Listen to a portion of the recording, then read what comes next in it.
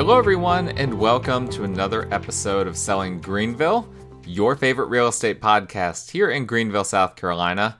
I'm your host, as always, Stan McCune.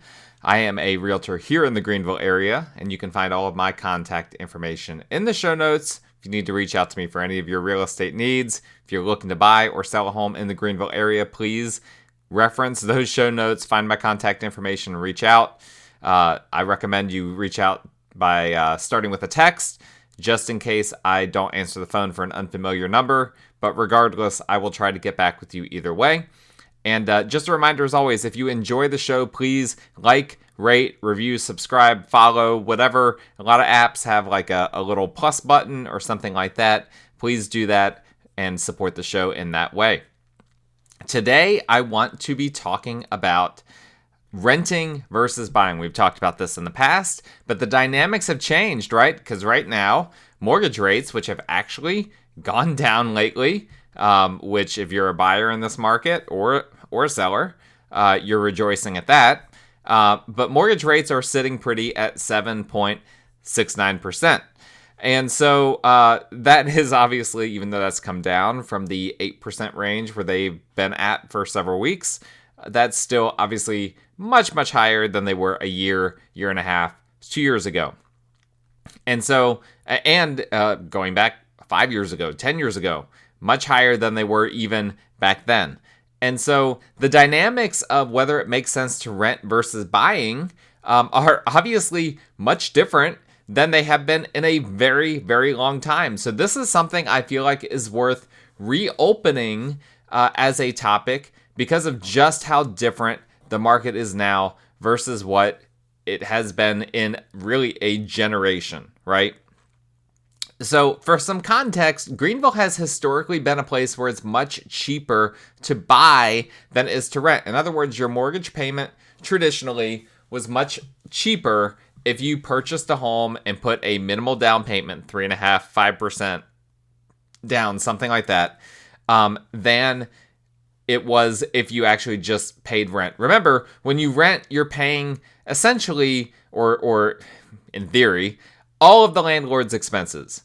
You're paying for, if they have a mortgage, you're paying for that. You're paying for their insurance. You're paying for their taxes. You're paying for the HOA, and you're paying for maintenance and vacancy rates. Otherwise, if you're not paying for those things, then the landlord is operating at a loss. And some landlords will operate at a loss in some limited situations, but most of them are not interested in doing that. Most of them actually want to make money, and the only way for them to make money is if you pay off all of those expenses and then some on top. And so historically speaking, it's been cheaper to just purchase the home than to rent the home, right? Because the person that you're renting from, they had to purchase it, and they probably purchased it at a higher rate than or higher mortgage rate, and potentially even a higher purchase price for a variety of reasons than what you might have been able to had you just purchased it as an owner-occupant. Now, to get into the weeds a little bit, I'm not going to get too far into the weeds. The reason why it's historically been cheaper to buy than to rent in the Greenville area, obviously the low mortgage rates had a lot to do with that. But this was in large part due to shortages in rentals, right? Not a ton of rentals available. And you add that to the fact that South Carolina has unbelievably high property taxes when you're renting. That is probably the most challenging part about being a landlord in the state of South Carolina, because our property taxes are so cheap for owner occupants that they have to make up for it with rental properties and commercial properties. Insurance is also typically more expensive for a rental property than it is for a just standard owner-occupied property, etc. There's a variety of things. Obviously, we talked about maintenance, which has to be, obviously maintenance is not factored into your mortgage payment, but if you're a landlord, you have to basically bake that into whatever your rent is. So all of these things have historically been the reason why it's been cheaper to buy than to rent. Now, we need to, as I said, reassess this in the higher rate environment. And so that's exactly what I did for this episode. I looked at data from several neighborhoods that have a good bit of rentals and also a good bit of sales. Some of them had way more rentals than sales. Others had way more sales than rentals. But I looked at several neighborhoods, and here's what I concluded. Let's start with the neighborhood Chartwell Estates. I have used Chartwell so many different times in the show, and there's some good reasons for it. One is that I used to live there. I used to live in the Chartwell Estates neighborhood. This is in Greer, to the west, just to the west of the airport, the GSP airport. Chartwell is a great neighborhood to use for data because there's a lot of sales and there's a lot of rentals there. So you can use the data in Chartwell Estates for a lot of different things. I really like to use it. So let's talk about what the data says in Chartwell Estates. The past year, the median rent was $1,900 a month. The average rent was $1,871 a month, with the lows with the range being between $1,595 and $2,200 a month. So that's what you're getting, roughly $1,900 a month if you're renting in the Chartwell Estates neighborhood. What about if you purchased a home in Chartwell Estates the past year? The median purchase price was $265,000. The average was $277 and change, with a range of $235,000 to $338,500 in terms of sales that happened the past calendar year. Reminder, I still have the highest ever sale in Chartwell Estates over a year ago.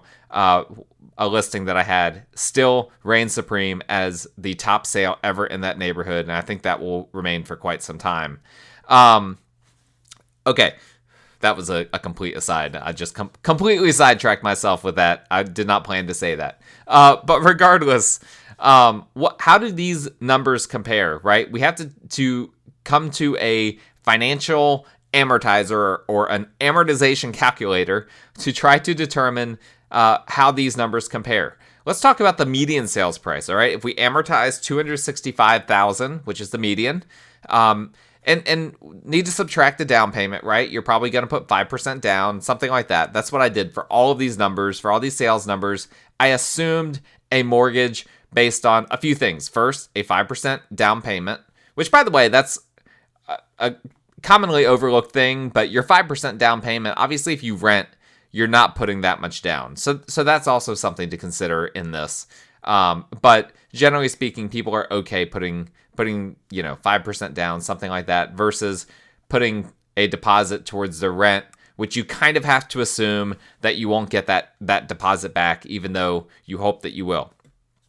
All right, so if you amortize $265,000 with 5% down, and then we're not going to account for taxes, insurance, and HOA dues and all of that just yet, okay? Just the principal and interest per month would be $1,821 a month, okay? So that is slightly cheaper than the median rent of $1,900.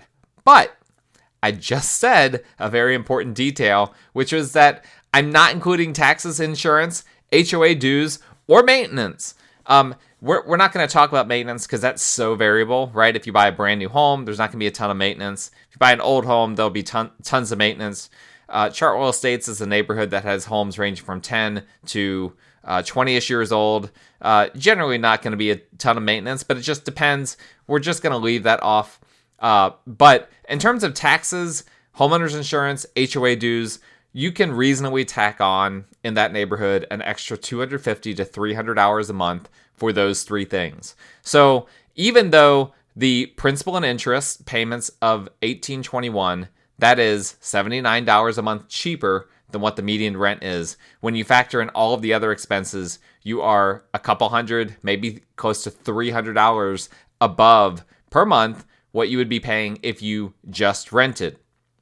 Similar things with the averages. The average rent was $1,871. The average payment, if you take the average sale of $277 and change and amortize that, you come up with $1,878 and change. That's actually higher even before you factor in taxes, insurance, and HOA dues. What about the low range of sales? $235,000. That was the cheapest sale the past 12 months. If you amortize that, you come up with $1,590 a month for principal and interest. That's only $5 per month cheaper than the lowest rent of $1,595. Again, factor in the other expenses, you're well above what it would cost to rent the cheapest house. What about on the high end of the spectrum? The high end of the spectrum for renting was $2,200 a month. The sale was $338.5. If you amortize that after the 5% down payment, that's $2,290. So $90 a month higher, not even including the taxes, insurance, and HOA dues. All right, that's just one neighborhood though. But I will say it's reflective of what I've seen throughout the upstate. I ran a bunch of different neighborhoods and came to the same conclusions. I'll discuss one more with you. It's a Simpsonville neighborhood that is known for having a lot of rentals. So it's a neighborhood, Holliston. And in Holliston, the median rent was $1,975 a month. The median sale was $304,500 a month. Amortize that, you come up with $2,060. So that's almost $100 higher than $1,975, which was the median rent. Again, assume taxes, insurance, and HOAs probably going to be between roughly $250 and $300 a month if you're owning. What about the average? The average rent was $1,964. The average sale was just a tad higher than the median of $305. The average was $305,550. So that comes up with monthly principal and interest of $2,067, over $100 higher than the average rent. What about the low? The low rent was $1,695 for the past year. The low sale was $288,000 for the past year. You amortize that $288. After the 5% down, you come up with $1,948, several $100 higher than the lowest rent for the past year. What about the high? The high rent was $2,150 for the year. The high sale was $325,000, and you amortize that, you come up with $2,199, exactly $49 more expensive per month, not including taxes, insurance, and HOA dues or maintenance or anything else. Still $49 per month higher than to rent. Again, this was consistent. Those are just two neighborhoods. I looked at a bunch of other neighborhoods that I won't detail on the show. They all had the same results. Total principal, interest, taxes, insurance, plus HOA were routinely in excess of what it would cost to rent. Pretty much universally in excess of what it would cost to rent. And in some cases, just the principal and interest alone would be more expensive than the rent, not including all of these other things. Now, I do want to give a few caveats, right? One is some of these neighborhoods are newer neighborhoods where there have been rate buy downs where you wouldn't be at that 7.69%, right? That was a big assumption. I ran all these numbers off of a 7.69% mortgage rate. That's the average mortgage rate as of the day I'm recording this, which is November 2nd, 2023. And so you don't necessarily have to be locked in at that number, right? You can potentially get rate buy downs. We talked about this in the past. A lot of newer construction neighborhoods are already offering this. You can also ask for just a normal seller to do that for an offer that you're making on a house. So you're not necessarily limited to 7.69%. But I do want to make that caveat there. I also want to make the caveat that I did not break this down based on price per square foot. I would have loved to have done that. The data was just extremely limited on the rental side of things for me to really do that. I do think probably the price per square foot is probably a little bit cheaper on buying versus renting, with the simple reason, and again, we're assessing this on a monthly payment basis, but the simple reason is a lot of these rentals are on the smaller side of things, right? And so, in Chartwell Estates, the median rent was $1,900. The median sale was $265,000. Generally speaking, the property that you're going to rent on average in that neighborhood is going to be smaller than the average home that sells in that neighborhood. Those are just a couple of things to keep in mind. But with all of those caveats, in general, we're dealing with an environment in which it is, generally speaking, cheaper to rent than it is to buy. And I ran some more numbers just in case you're curious, just a little Easter egg in here. It looks like mortgage rates would have to go below 6%, in some cases perhaps well below 6%, in order for us to get to a break-even point between buying and renting. So this is why it was so much cheaper to buy than to rent before when rates were in the threes. I'm saying we'd be at the break-even point if we got somewhere below 6%, maybe in the mid-fives, something like that. When rates were well below 5, well below 4, then it really made more sense to buy than to rent from a financial standpoint. But right now, you can make the financial argument, and I will come back to a counter argument here in a little bit, but you can make the financial argument that it is cheaper to rent than to buy. Now, is that the only thing? Is that the only thing that matters when you're deciding whether you want to rent a home or whether or if you're deciding whether or not you want to buy? Well, obviously the answer is no. There are a lot of other things to consider, and I think it's helpful. And here's the direction this podcast is going to go in. We're going to explore what are some of the reasons why people might want to buy versus renting, aside from the financial argument, right? Let's kind of go down that rabbit hole for a second. And I think it's helpful, in short, for people to think about renting versus owning as a similar thing to working for a boss versus being self-employed. There are pros and cons to each. And at the end of the day, some people really like the structure of working under someone else. I've talked to a lot of people like this, that they would never have any interest in being an entrepreneur or being self-employed or anything like that, because they need the structure of working under someone else. Similar, perhaps in some ways, to people renting. I've heard people say, I don't want to have to think about maintenance. I don't want to have to think about paying my property taxes every year, about pricing out homeowners insurance, all these different things. They don't want to have to think. For whatever reason, they don't have time to mess around with those types of things. I've heard people say they have health reasons why they can't be doing, maintenance in their home. All of these different things. There are a lot of good arguments. Again, it's neither right nor wrong. It is based on what you feel and the season of life that you're in. But to go back to the self-employed versus working for the man analogy, even though some people do prefer to work under someone, a lot of people do. The vast majority of people work under someone versus working for themselves. But then if you talk to most self-employed people, 90% of self-employed people will tell you that they could never go back to working for the man. Like, once they've had that taste of being self-employed, of being their own boss, they never want to go back again. I think renting is similar. Again, it's not a bad people. It's not a bad people. It's not a bad thing. And for some people, it does really make sense, regardless of the financial side of it. Even if you're paying more to rent versus buy, for some people, it makes sense to rent, just depending on what they're going through. You may simply be more comfortable living in a property that is someone else's responsibility, with a yard that is someone else's responsibility, perhaps with an internet provider that is paid for by the apartment community, etc. But most people, once they've owned, they have no desire to go back to renting unless they are forced to for one reason or another. Now, I want to express this very clearly before we go any further.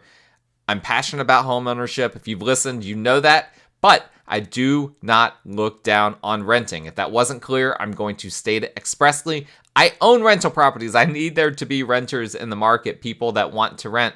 So how could I look down on renting? I've never done that in the show, and I never will. We need people to rent. The economy needs people to rent.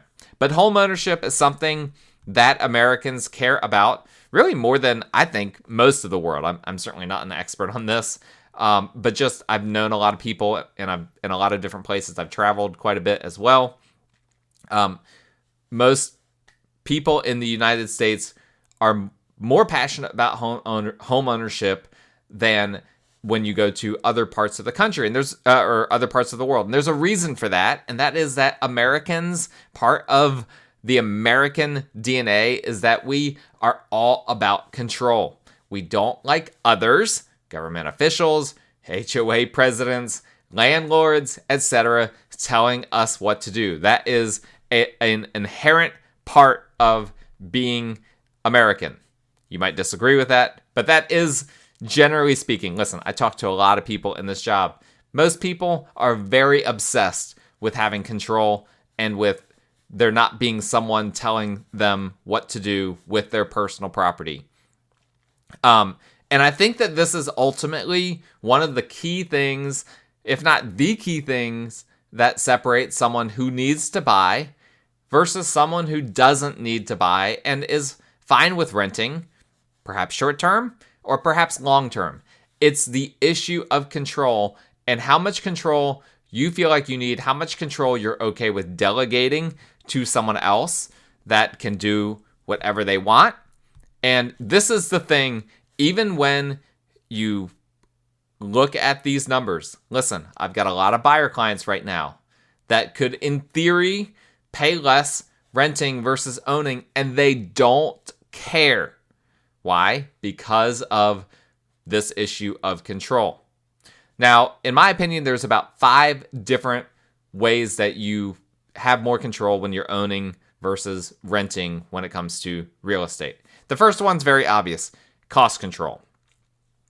Just because it's cheaper to rent now doesn't mean it will be cheaper tomorrow. So you have to, if you're renting, you always have to be thinking, what happens when rent suddenly goes up? Now, there are obviously lease agreements that specify some of that, but guess what? I've learned that a lot of people don't pay very close attention to their lease agreements. You must, if you're renting, you need to scrutinize that lease agreement. That is one of the most important documents you will ever sign in your life, and there could be provisions in there that allow your rent to go up pretty suddenly. At the very least, there's most likely provisions in there that your rent could go up at the end of the year if you go into a month-to-month type of arrangement, or if you renew your lease for another year.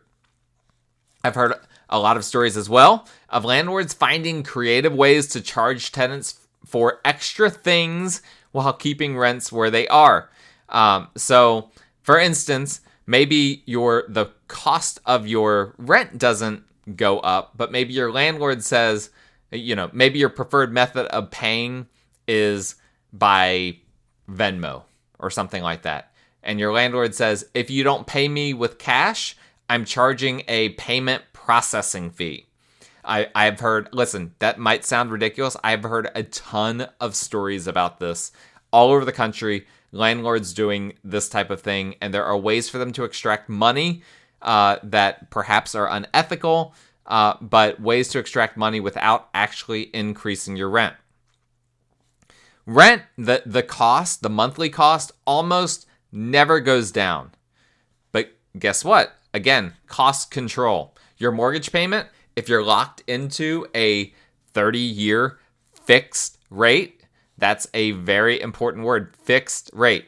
Not everyone is doing fixed rates these days. I had a closing earlier this week that was an adjustable rate mortgage. Not my client, but it was my listing. Buyer got a 5-year ARM. But most people still have fixed rate mortgages, and those mortgages stay the same with the exception of the escrowed taxes and insurance. Taxes aren't typically going to go down, but I have seen that. I actually have seen property taxes go down, but your straight principal and interest, that part of the monthly payment, it will stay the same for forever until you pay that off. And guess what? There are actually ways that you can reduce your full monthly payment, right? One thing we didn't talk about was PMI. And actually, if you put 5% down, you're actually going to be paying a little bit more than even some of these numbers that we talked about before, because you've got PMI that you have to pay for. But guess what? Your PMI can drop off and then your mortgage payment comes down. Guess what? Mortgage rates can get lower. You can refinance, bring your monthly payment down. Guess what? You can price out your homeowner's insurance. Maybe you find a cheaper insurance rate, and that can bring your escrow down, which then brings your monthly payment down. So you have more cost control when you're buying than you do when you're renting. Your rent pretty much never goes down, only goes up. Your mortgage typically will stay pretty close to the same, with the exception of taxes going up ever so slightly each year. But there are other ways that you can bring your monthly payment down if you're buying. So cost control is the number one thing that comes to mind. But it's not necessarily the number one thing that you should be concerned about. whether you're considering buying versus renting. Here's one that I think is more important: maintenance control. Most landlords at the end of the day do not keep up with a property in the same way a homeowner does. So you might be saying, hey, listen, I'm really looking forward to renting so I don't have to worry about maintenance. But at the end of the day, and unfortunately, this is just the reality of the situation. If you're renting from a mom and pop landlord, probably the maintenance is not going to be up to par with what it would be if you were maintaining the property yourself. That is just a reality. And some of that is just practical, right? You're living there. The landlord's not living there. The landlord doesn't know that there's a bunch of little things happening. And it can be aggravating sometimes to keep asking the landlord to come out and fix things. And guess what? If you keep doing that, you might, get the landlord kind of upset, and they might not want to renew your lease when the time comes to consider that. So that's a very, very big factor, right? Maintenance control. If you're a homeowner, you've already factored that in. You already know you can maintain the property as well as you want to. Whereas if you're under a landlord, you're kind of at their whim. I've seen some really good ones. I've seen some really bad ones. I've seen some instances where renters end up doing a lot of the maintenance themselves. And they justify it, right, when the rent is low. I've heard that so many times. Well, my rent is really low. My landlord doesn't do anything. So I keep up with it myself because I'm not paying a whole lot. But now you're maintaining someone else's house, and that's another subtle way for a landlord to extract more money out of you without it showing up on his income statements and taxes. That's a great deal, right? If I'm a landlord, my tenants are maintaining the property for me and essentially giving me a discount on what it would cost me to maintain, but then that's not reflected in my taxes in any meaningful way as income. That's great. That's perfect. That's what every landlord wants. If you're a tenant and you're doing that, I'm sorry. You've got the wool pulled over your eyes a little bit. You should not be maintaining a property on behalf of your landlord, but you have to understand the risk. If you start pinging that landlord all the time for more maintenance, you might get under their skin. So this is one of the strange elements of renting and one of the advantages for buying. Lifestyle control. This is another really, really big one. And this might be the biggest one, honestly, that I hear from people. Years ago, I recorded an episode of this podcast about how most people think about moving, not to, just get a nicer place or to get more space or things like that.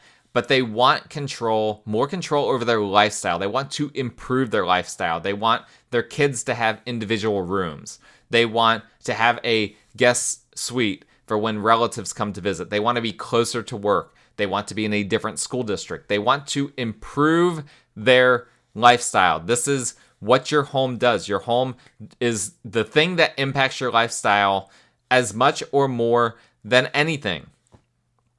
And at the end of the day, it's much easier to control how you live if you're able to control where you live. And at the end of the day, this was a big one for me when I became a homeowner in my early 20s. I had rented a couple of places, and they had a negative impact on my lifestyle in multiple ways. The one was too hot upstairs. That's where the bedrooms are. I don't sleep at all if I'm hot. And that was a season of life where I was like working the night shift. I needed to sleep. I wasn't able to sleep. I was getting baked up there. The neighborhood wasn't great. I kind of got robbed at one point. I say kind of. It's a story, which I'm not going to tell on here at the moment. And then I left that apartment for all of those reasons, and then moved to another apartment. In that apartment, I had a nasty neighbor underneath me that was banging on the ceiling to get us, to get me to be quiet and get my daughter, who was a baby, to be quiet. A whole bunch of awful things. And so I reached a breaking point where I was like, I have to be a homeowner. I need to control my lifestyle. I'm so sick of all of these different things that I can't control. I want nothing to do with it. I want to have my own house. And so that pushed me to ultimately become a homeowner at the earliest age that I possibly could make the numbers work. there's a lot of concerns over lifestyle related things if you're just renting. What if the rental sells? What if the landlord sells the property? And again, look in your lease agreement. A lot of lease agreements state that if the property sells, that the landlord has the right to give you 30 days notice to vacate the property. A lot of leases have that. Even if it doesn't have that, what if the landlord sells the property that you're living in, and then at the end of your lease you have to move out because the new landlord isn't interested in having you in there? They want to gut the place and make it an Airbnb, for instance. There's a lot of possibilities. What if you have to do that mid-school year, right? What an absolutely horrible thing that could be if you have kids in school and you have to completely uproot your family and move maybe a much further distance from school than you would have preferred to be. Maybe now you're outside the school district and you might get grandfathered in, but that could cause a whole bunch of other issues. There's just a lot of different things that could happen. What if the new owner, again, if the property sells, what if they ban pets? What if you have a pet and now there's a new landlord that comes in and says, hey, no pets? What are you going to do now? Again, look at your lease agreement because there are going to be some protections in there that even the new landlord has to follow, but they can change all of that once your lease is up. And there might be ambiguities in the lease agreement, or maybe things that you didn't even notice that were there that might actually be able to be used against you if someone else comes into the picture. And by the way, all of those examples were if the property changes hands to a different landlord, but what if it changes hands to a different property manager? I've seen that one as well. It could go from being a landlord managed property to being a property management managed property. I've seen that happen as well, where all of a sudden things get way stricter under new management. Could be changing from one property manager to another. Same thing. If it gets looser, let's say that they're like, okay, actually we're way looser in terms of enforcing things. Well, that could be negative too. That could impact your neighbors, right? Your neighbors might be, smoking weed all the time because now there's a loose property manager, and the way the ductwork is, that weed smell and the smoke smell ends up coming into your apartment or your part of the duplex or whatever the case may be. These are all things that you have limited control over when you're renting. When you're buying, you have much more control over these types of things. All right, number 4, architectural control. And when I say when I say architectural control, what I mean is essentially doing what you want with the home. The appliances that you want, adding on to the home if you want, whatever sort of gardening, putting up trees, fences, things of that nature, personal touches, in terms of, maybe you want to do board and batten or a coffered ceiling or whatever the case may be, things like this. You can do whatever you want within reason if you're a homeowner. Obviously, if you have an HOA, you're subject to whatever their bylaws are, and they usually have an element of architectural control. Obviously, the county, the city that you're in, they might have some control over some of those things. But generally speaking, again, it's much different than if you have a landlord that this is the landlord's house, right? That's a different level of architectural control than what an HOA has over you. And that's a big one for a lot of people. A lot of people, they want to make a house into a home. One of the ways you do that is by personalizing the house, and that makes it a home. Part of the way you personalize is obviously how you decorate and all of that, but some of it is some of these architectural things, making actual changes to the home. And so that's a big one for a lot of people.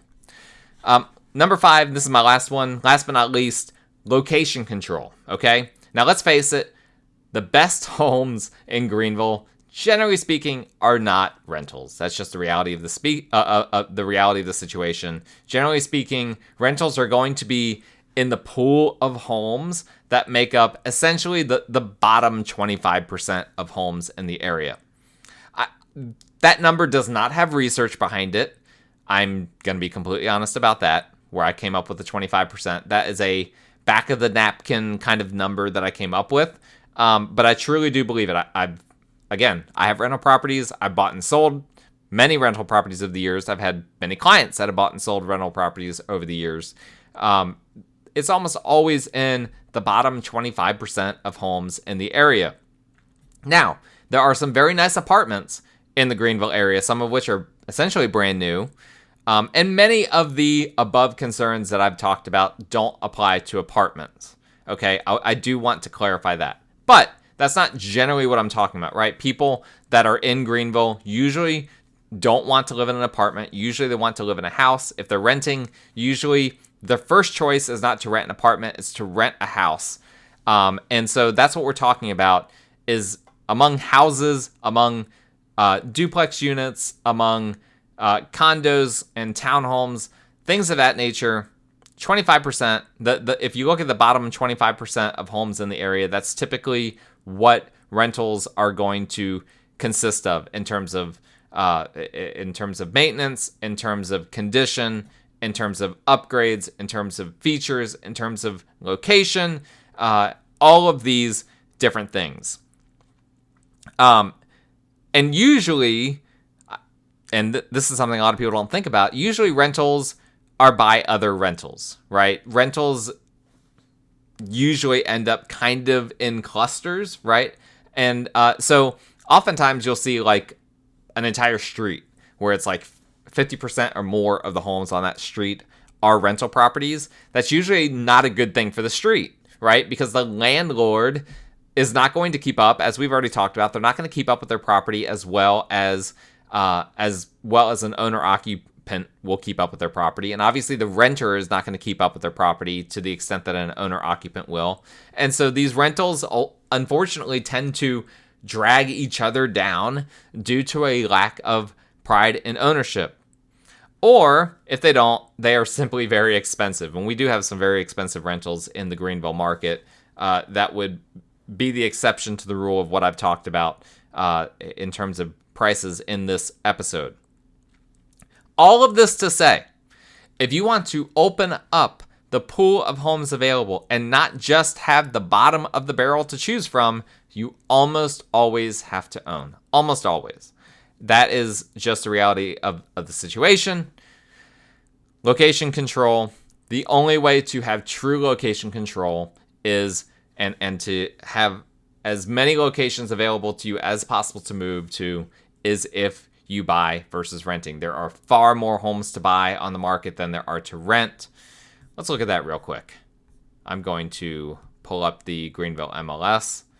I'm not going to, if you're watching on YouTube, I am not going to screen share. So if you just got really excited about the prospect of me screen sharing this, I'm not going to. Active rentals, Greenville MLS, 199 active rentals. Now, Greenville MLS is not going to have obviously every single thing that is for rent. A lot of people don't rent in MLS, but that's a starting point.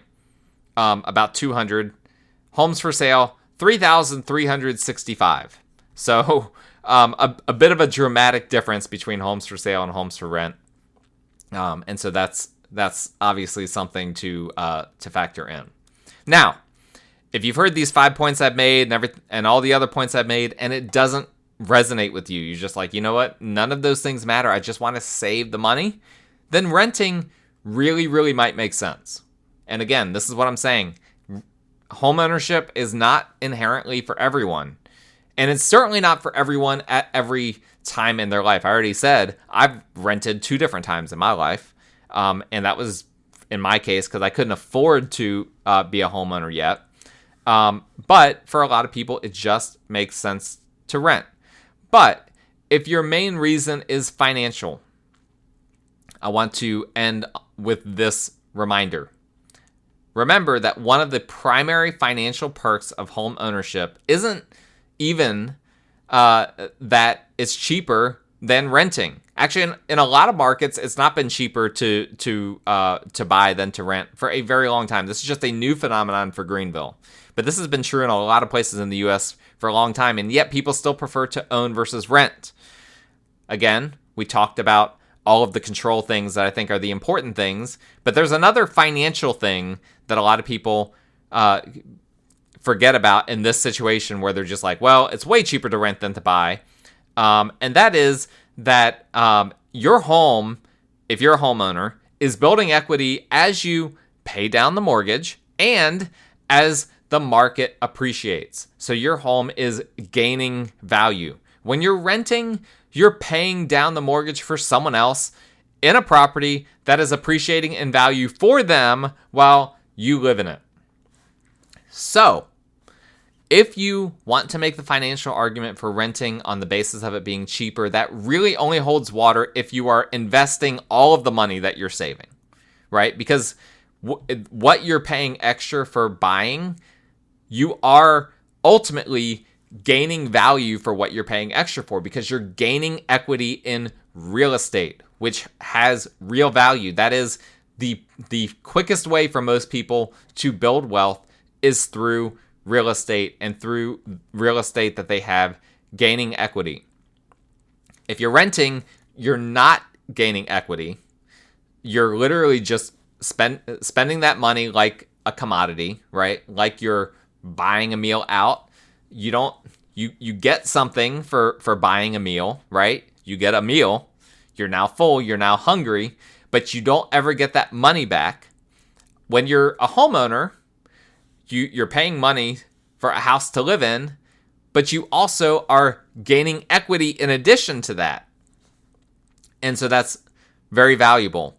So if you're renting and you're saving money, if you really want to compare apples to apples from a financial standpoint, you need to not just spend that money that you're saving, you need to actually invest it. Do that and then come back to me. And we'll see financially after a few years if you're better off than you would have been if you were a homeowner. I'm not saying that you wouldn't have been, but for most people that aren't savvy investors, they would not be able to find a way to put a few $100s to work for them per month in a way that would actually move the needle beyond what it would have if they had just been building equity in a home. And if you're just spending the money, then you're not actually saving the money. You're just spending it on other things besides shelter.